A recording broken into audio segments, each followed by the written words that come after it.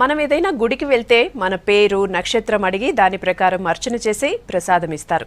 ఆ ప్రసాదాన్ని మహాభాగ్యంగా భావిస్తాం. సింహాచలం గుళ్ళో కూడా ఇలాగే చేస్తున్నారు.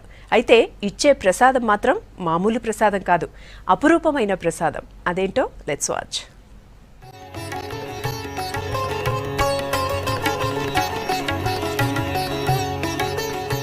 తిరుపతి లడ్డు ఎంత ఫేమస్సో ఆ తర్వాత సింహాచలం అప్పన్న ప్రసాదం కూడా అంతే ఫేమస్.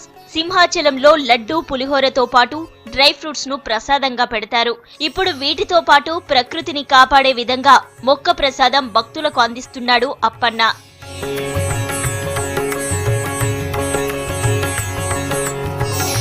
మనందరికీ కామన్ పాయింట్ అయిన దేవుణ్ణి ఈ పర్యావరణానికి ప్రతినిధిని చేసింది సింహాచలం దేవస్థానం. దేవుడి ప్రసాదంగా వారి నక్షత్రాల ప్రకారం మొక్కలను అందిస్తే వాటిని ఎంతో చక్కగా పెంచి పోషిస్తారని ఆలోచన చేసింది. అందుకు తగిన ఏర్పాట్లు చకచకా చేసేసింది.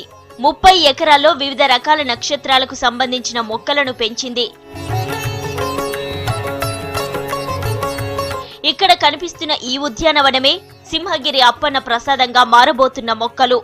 భరణి నక్షత్ర భక్తుల కోసం ఉసిరి, రోహిణి నక్షత్రం కోసం నేరేడు, పునర్వసు కోసం వెదురు, పుష్యమి కోసం రావి, ఉత్తర నక్షత్రం కోసం జువ్వి, ఉత్తరాభాద్ర కోసం వేప, ఇలా మనకున్న మొత్తం 27 నక్షత్రాలకు సంబంధించిన మొక్కలను నర్సరీలలో పెంచుతున్నారు.